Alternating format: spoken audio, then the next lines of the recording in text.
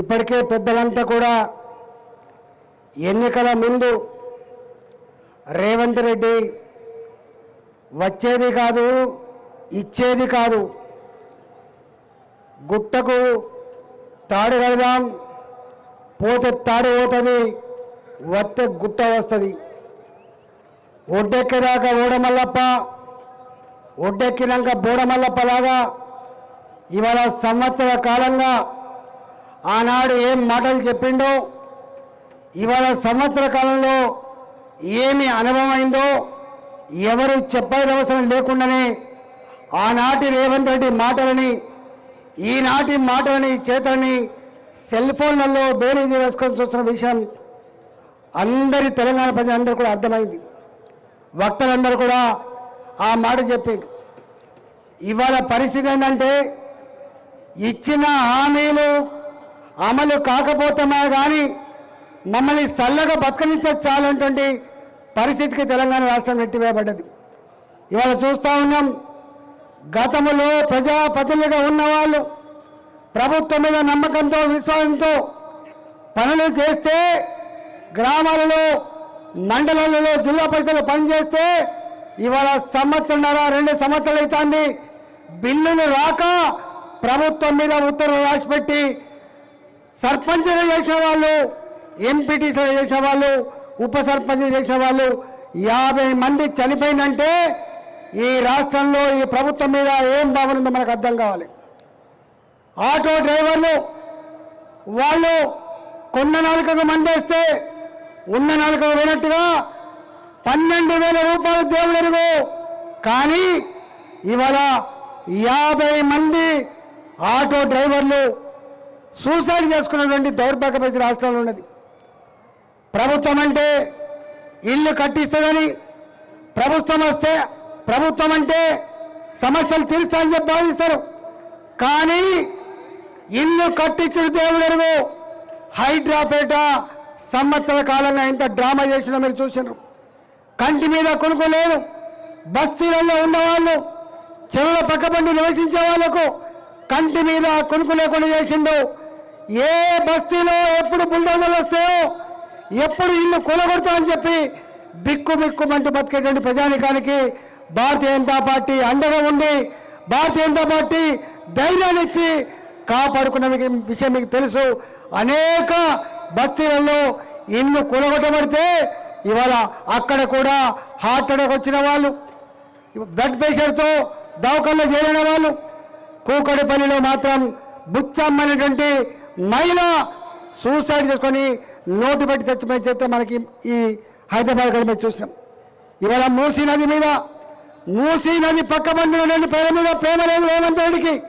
మూసీ నది అటుపక్కకు ఇటుపక్కకు ఒక 300 మీటర్లు బఫర్ జోన్లుగా ఇండికేట్ చేసి కొన్ని 100 ఎకరాల భూములు గుంజుకొని ఇవాళ అదానికి పెద్ద కంపెనీలకు కట్టబెట్టి వేల కోట్ల రూపాయలు దండుకొని అధిష్టానానికి డబ్బు సంచులు పంపి పదవిని కాపాడుకునే ప్రయత్నం చేస్తుంది తప్ప మూసీ నది పక్కపడిన పేరు మీద ఈ రేవంత్ రెడ్డికి విశ్వాసం లేదు, నమ్మకం లేదని చెప్పి ఇప్పటికీ అర్థమైపోయింది. రోజుకు ఒక కొత్త నాటకం. హైడ్రా పోయింది, మూసీ పోయింది, లడిచెర్ల పోయింది, ఇవాళ మరో కొత్త నాటకాన్ని తెరలేపిండు. ఆనాడు కేసీఆర్ ప్రభుత్వం దుర్మార్గంగా అసైన్మెంట్ భూములు ఎకరాకి 8 లక్షల రూపాయలు చొప్పున, పట్టా భూములు 18 లక్షల రూపాయలు చొప్పున 14,500 ఎకరాల్ని ముచ్చరులో అక్వైర్ చేస్తే ఆనాడు అదే పార్టీ పాదయాత్ర చేసింది. ఆనాడు ఆ పార్టీ నాయకులు ఇది దుర్మార్గం, అక్రమం అని చెప్పి ఆక్రోశించారు. ఇవాళ అదే ప్రభుత్వం 14,500 ఎకరాలు కాదు, ఇంకొక 15,000-16,000 ఎకరాలు అక్వైర్ చేసి 30,000 ఎకరాలలో కొత్త సిటీ నిర్మాణం చేస్తారట. ఇవాళ శ్రీశైలం రోడ్డు ఇప్పటికే ఉన్నది, నాగార్జున రోడ్డు ఇప్పటికే ఉన్నది. ఆ రోడ్లను కలిపేయాలంటే 300 ఫీట్ల రోడ్డు ఉందన్నా మరో కొత్త రోడ్డు వేయడానికి సామాన్య కూరగాయలు పండించుకొని బతికే ఎకరం అరెకరం రైతుల దగ్గర మా విశ్వేశ్వరరెడ్డి గారి పార్లమెంట్ పరిధిలో ఆ భూములను గుంజుకొని ఆ రైతుల కళ్ళల్లో మట్టి కొట్టేటువంటి ప్రయత్నం చేస్తా ఉన్నాడు. ఇవాళ రేవంత్ రెడ్డికి దళితుల భూమి ఎట్లా గుంజుకోవాలి, రేవంత్ రెడ్డికి కూరగాయలు పండించుకొని వ్యవసాయం చేసుకొని భూమిని నమ్ముకున్న రైతుల భూములు ఎట్లా గుంజుకోవాలి, జీతగాళ్ళుగా అడ్డమిది కూలీలుగా ఎట్లా మార్చాలనే సంకల్పం తప్ప రేవంత్ రెడ్డి కొత్తగా ఇళ్ల జాగాలు ఇచ్చే ఆస్కారం లేదు. రేవంత్ రెడ్డి కొత్తగా ఇల్లు కట్టించే ఆస్కారం లేదు. రేవంత్ రెడ్డి ఇవాళ ఇచ్చిన హామీలు అమలు చేయగల దమ్ము ఈ రేవంత్ రెడ్డి లేదు. రేవంత్ రెడ్డి అని కూడా డ్రామాలని చెప్పి ఇలా ప్రజలు భావిస్తా ఉన్నారు. ఆనాడు కేసీఆర్ ప్రభుత్వపు అహంకార పాలన మీద, ఆనాడు నియంత్రిత పోకళ్ళ మీద ఇవాళ విసుగు చెందిన ప్రజలు పాతడేస్తే దిమ్మ తిరిగిపోయింది కేసీఆర్ కు.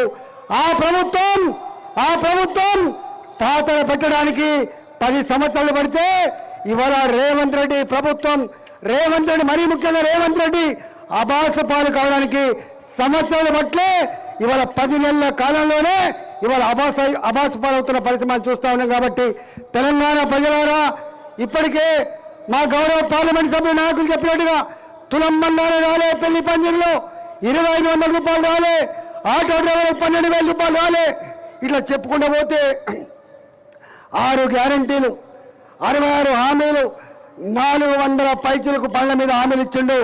ఆనాడే మేము చెప్పినాం ఇది అమలేటి కాదు, ఇది మోసం మాత్రమని చెప్తే అర్థం కాలే. వాళ్ళు చెప్పిన మాట ప్రకారంగానే నెలకు 6,400 కోట్ల రూపాయలు వడ్డీపేట అసలుపేట కడుతున్నా అని చెప్పి లెక్కలు చెప్పిండు. ఇవాళ ఆయన లెక్కల ప్రకారంగానే చిప్ప చేతికి ఇచ్చిండు తప్ప, ఉత్త చిప్ప తప్ప ఏ ఒక్క హామీ కూడా అమలు చేయగల దమ్ము లేదు.